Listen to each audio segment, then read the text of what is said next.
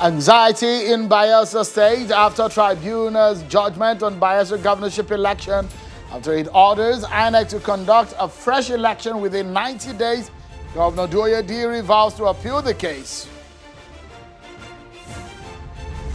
And today, drama at the House of Representatives public hearing over treaties and loans where the Minister of Transportation appeared. The Speaker intervenes when the matter got to a head.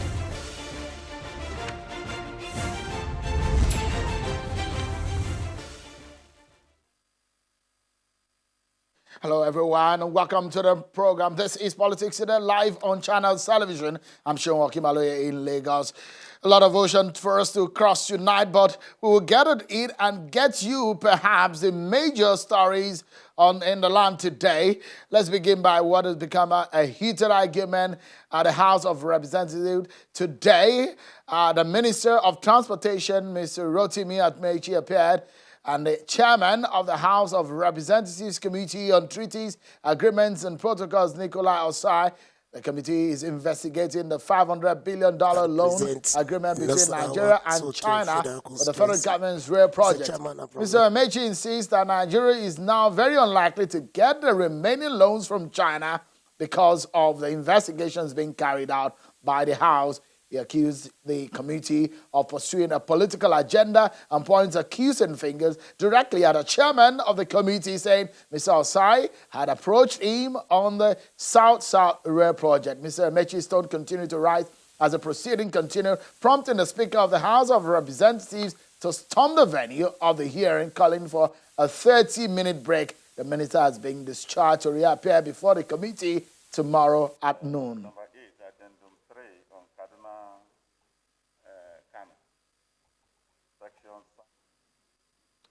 Well, we have some other stories for you on our political roundup. When we come back, we give you the implication of today's ruling on the Bayelsa governorship election. What happens after INEC was asked to conduct a fresh election within 90 days?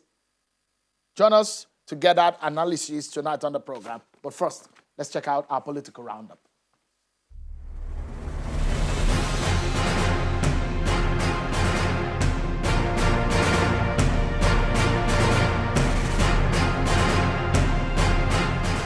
The former national chairman of the APC, Mr. Adams Oshiomhole, has met with President Muhammadu Buhari today at the presidential villa in Abuja. Mr. Oshiomhole dispels the rumor of wanting to come back as the party's national chairman, but explained his mission to the villa. So I shared this with Mr. President, and I said, all we don't need is good security. If APC man commit an offense, arrest him. If a PDP man commit an offense, arrest him. It takes an empty brain to suggest that Oshiomhole wants to take a comeback to become national chairman. For what? For the second time, the former deputy governor of the Central Bank of Nigeria, Mr. Obadiah Melafia, has appeared at the office of the Department of State Services, DSS, in Jos, over reported comments that a governor from the north is a commander of the Boko Haram terrorist group. Mr. Melafia made the claim while speaking on a radio station's interview program.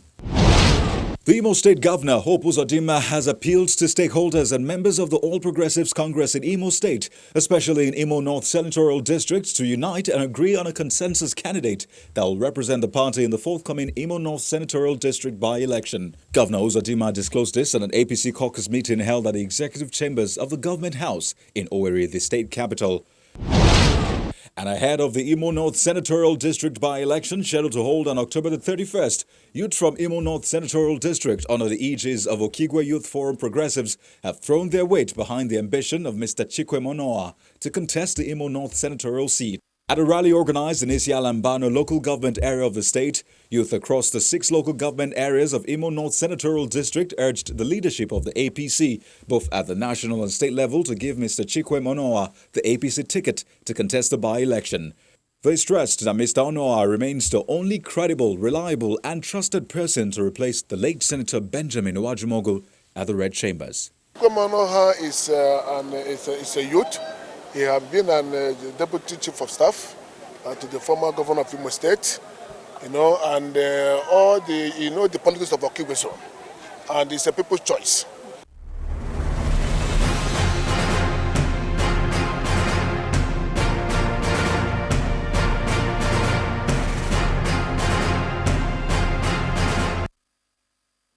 Thank you so much, everyone, for staying with us. Of course, you can see the breaking news that we're following for you coming right now. We can tell you that Nigeria will resume international flight operations from the 29th of August 2020. That's in a few days' time.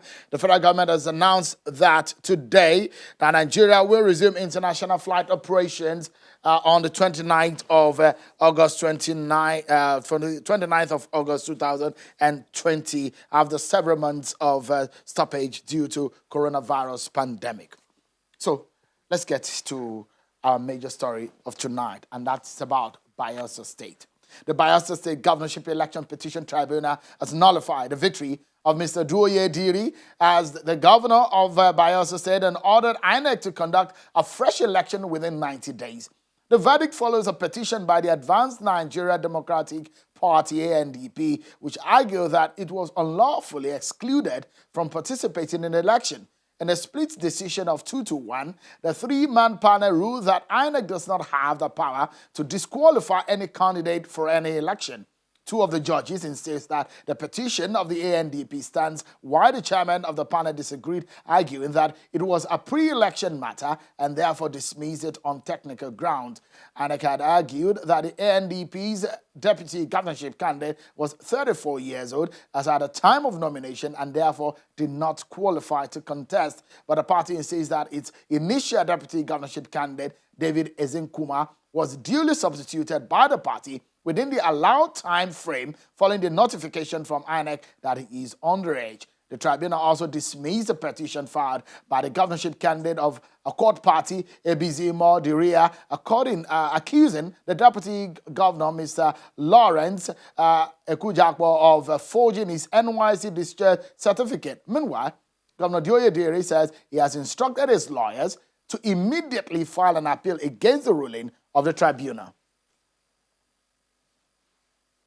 As we always do here, to give you a sense of what this means, the implications, the interpretations, and of course, the way forward. Tonight on the program, we will get a legal opinion from a senior advocate of Nigeria, Mr. Ahmed Raji, who joins us from our Abuja studio. But first and foremost, thank you so much, and good to see you, Mr. Raji. But before I come to you, Mr. Raji, just for a moment, let's know what INEC is up to, because the tribunal has ordered INEC to conduct a fresh election. Will INEC go ahead to do that, and what is their plan? I have Mr. Festus Okoye, he's the National Commissioner of INEC on Publicity and Voter Education. He joins us from Abuja. Thank you so much, Mr. Okoye, for joining us tonight. How does this judgment of the tribunal come to you? It says, conduct a fresh election in 90 days. Are you doing just that? Well, the judgment came to the commission as a surprise. But by the provisions of Section 143, subsection 1 of the Electoral Act, we cannot move in terms of making any move to conduct any form of fresh election or any form of by-election until the expiration of 21 days. Because the law says that if the aggrieved party files an appeal within a period of 21 days from the date of the delivery of the judgment, that the Independent National Electoral Commission should wait until until the candidate exhausts his or her constitutional right to appeal. And it also says that during this particular period, the candidate in question will remain in office until the determination of that particular matter. So the commission will not even take any step until the expiration of a period of 21 days.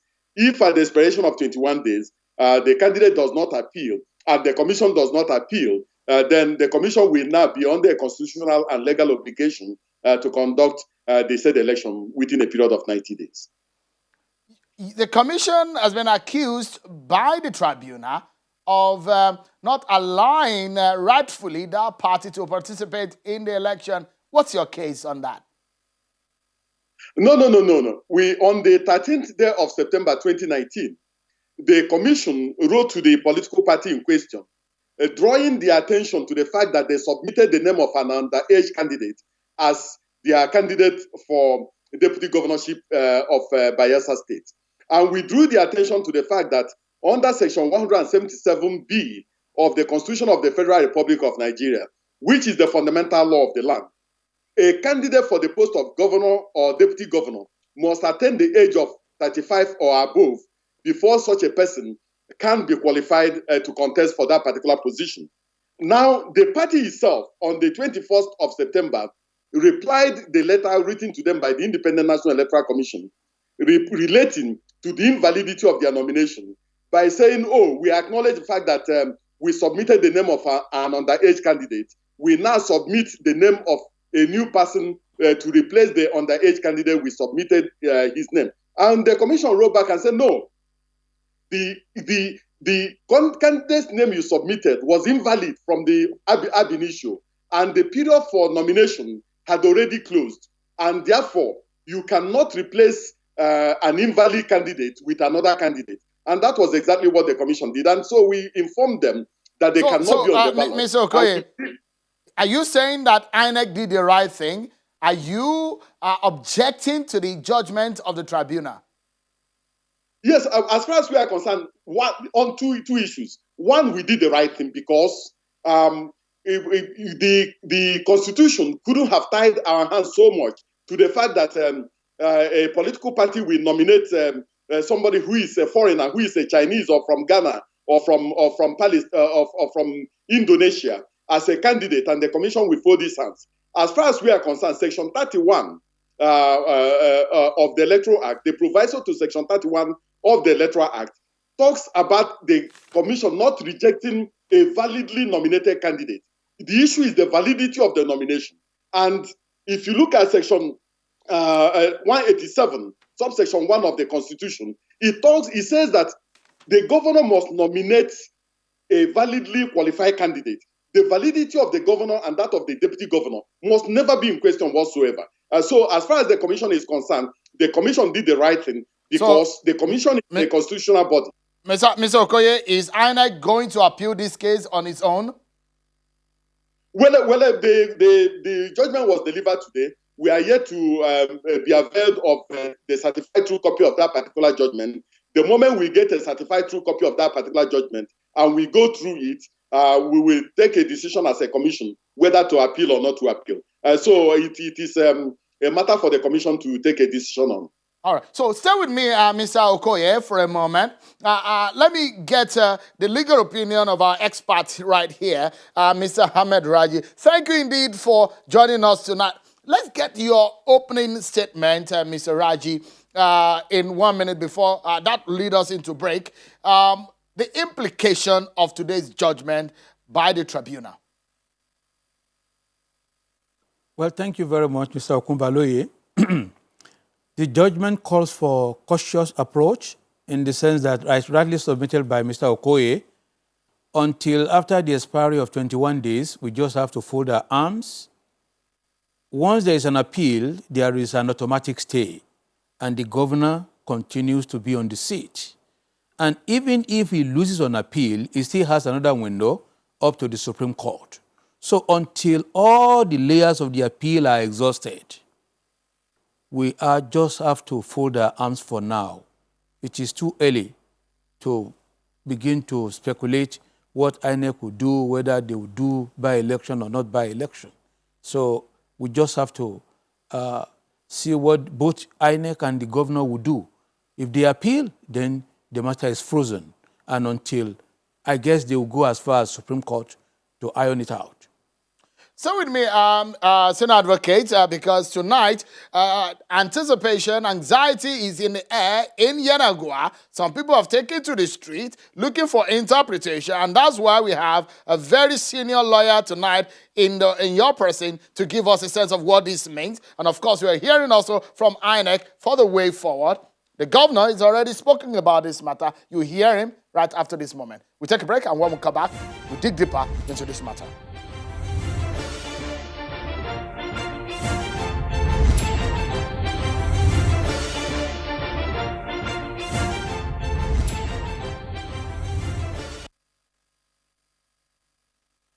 Nobody has removed the governor. This is a court of first instance, and we respect the judiciary.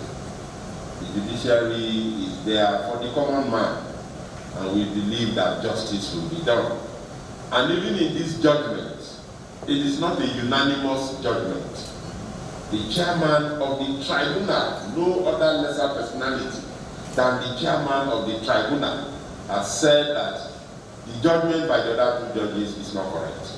And he has read his own judgment, saying that what they have done is wrong, and that as far as he is concerned, the governor remains validly elected.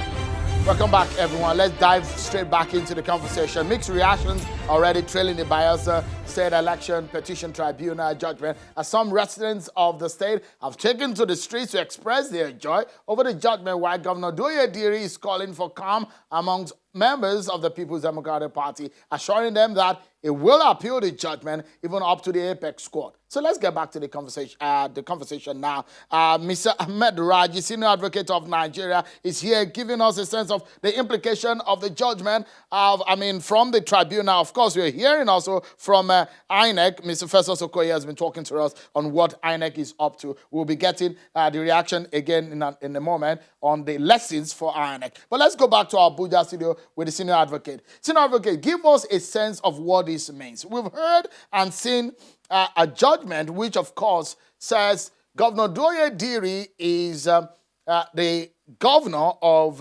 Bayelsa State. When the APC candidate, David Lyon, at that time, was declared as the winner.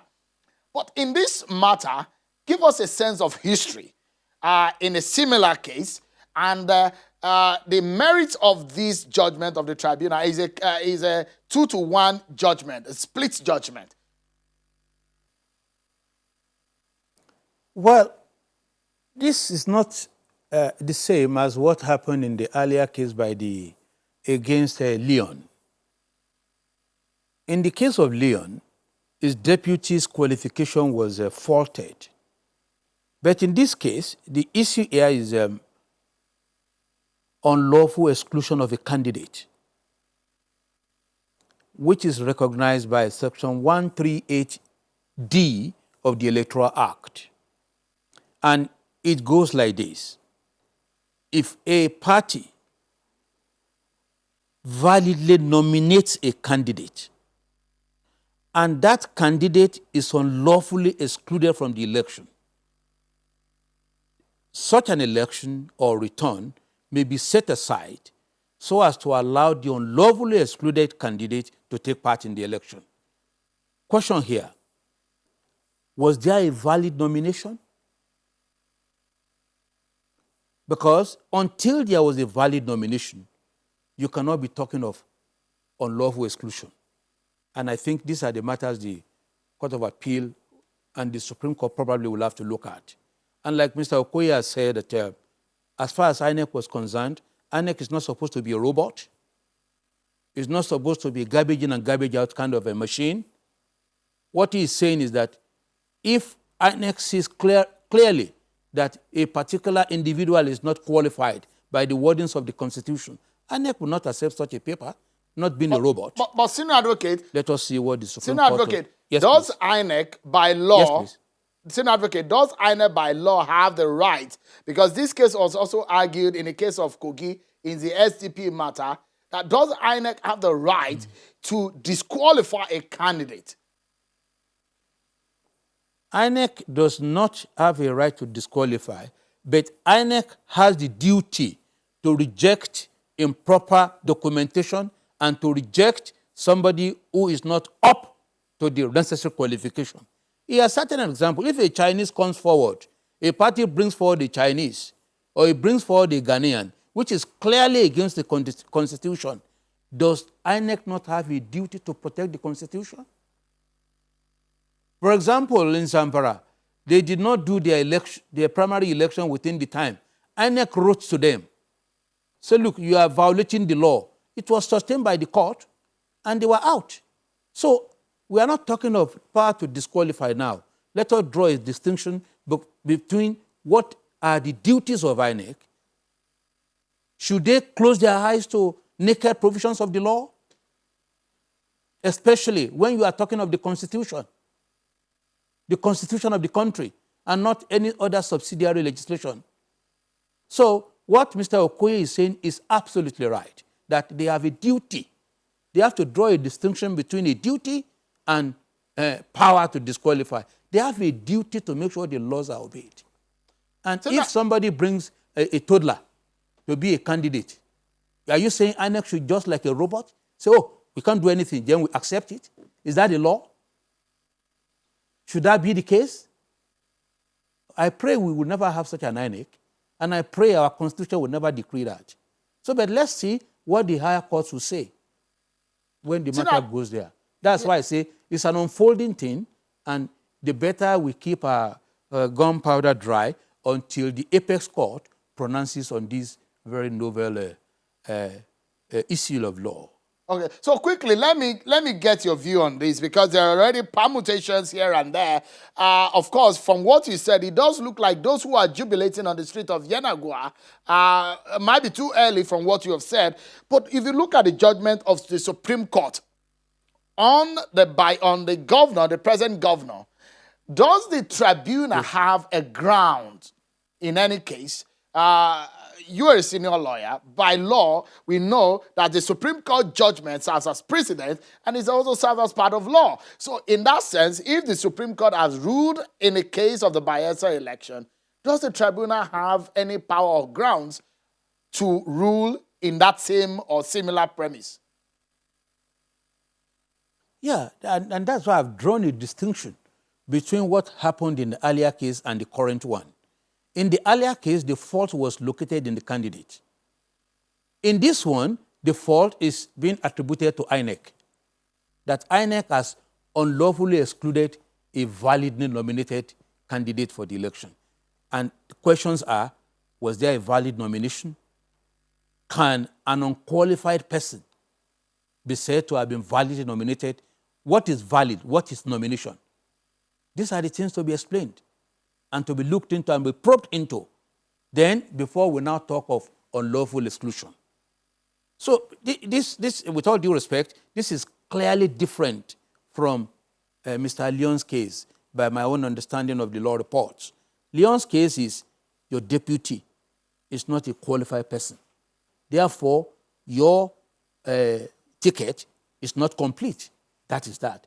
But in this case, Diri's own, they are not faulting his deputy. What they are saying is that INEC capriciously, allegedly, unlawfully excluded a validly nominated candidate. And let us see the take of the higher courts on the point whether there was a valid nomination and whether there was an unlawful exclusion.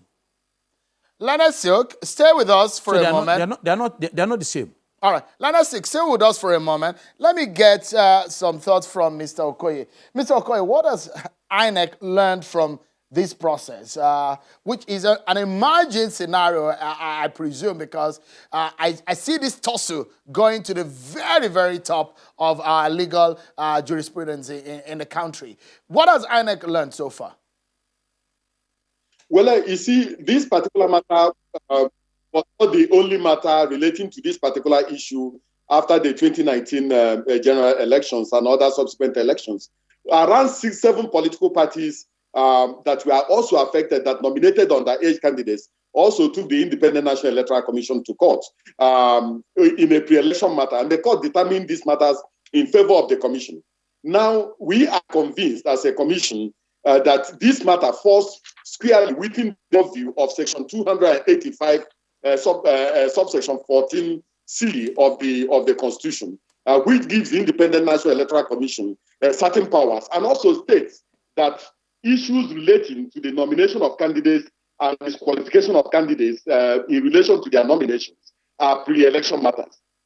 But going forward, the Commission has taken care of all these issues, and that was why in the nomination portal that the Commission created for the filing of nomination by political parties electronically, the Commission has made it in such a way that no candidate and no political party can file the nomination for an underage person, because the moment you want to log in and you input the date when the candidate was born, and if the candidate is underage, the portal will never accept such a candidate.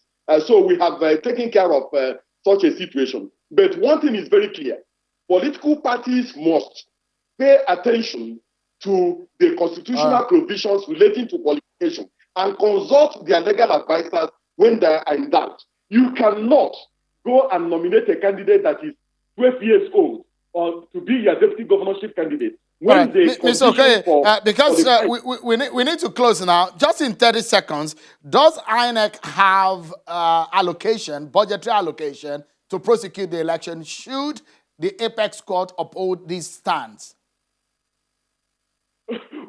Well, I'm not in a position to answer that question. When the commission meets and takes a decision, that is, if all the appeal sessions are exhausted, the commission will definitely find the money somehow. The commission is a public institution, and the commission has been following the provisions of the Constitution, and we have the right to enforce the Constitution within the limits of our power. So let's close the program with the thoughts and final opinion of the senior lawyer, Mr. Ahmed Raji. Senior advocate, just in a few seconds, if you might want to close the conversation on this. Looking at Section 35, Section 33, Section 31 of the Electoral Act as amended, which talks about candidature and substitution. What should the position of this tribunal and the judgment be upheld at the apex court? What will be the fate of the APC as a political party based on the Supreme Court's judgment? Well, APC is out. Even if a rerun is ordered today, APC may not be able to participate in the election based on the earlier judgments delivered by the same Supreme Court. It will be based on those who have submitted valid nominations. But APC has been held not to have had valid nomination. So I don't think APC is going to be within the equation. They can collaborate with any of the other parties if that happens. I don't know. So, but Mr. Ahmed Raji. APC, yes. Mr. Ahmed Raji, Senior Advocate of Nigeria, it's indeed a pleasure seeing you again and having this conversation with you. Thanks so much for sharing your legal opinion on some of these issues with us tonight. Thank you. Thank you very much. Thank you so much. Thank you. And also Mr. Festus Okoye, INEC National Commissioner on Voter Education and Publicity. Thanks so much indeed, Mr. Okoye, for staying with us within this half hour. Thank you so much indeed. Well, that's our show for tonight. I hope that you've gotten some sense in what has happened in the land politically, of course. The biggest story in the land today coming from Bayelsa. That's our show. Thanks so much for watching. I'm Sean Kimalo. Have a wonderful day.